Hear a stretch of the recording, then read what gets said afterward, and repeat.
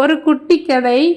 ஒரு விவசாயி தன்னோட தோட்டத்தில் 2 விதைகளை நட்டு வச்சாராம். அதில் ஒரு விதை நினச்சிதான், நான் ஆழமாக என்னோட வேர் போகணும், சீக்கிரம் வளர்ந்து பூமிக்கு மேலே வரணும் அப்படின்னு நினச்சி தன்னோட சக்தியை பயன்படுத்தி முயற்சி பண்ணி மெல்ல மெல்ல மண்ணை உடைச்சி வெளியே முளைச்சி வந்ததான்.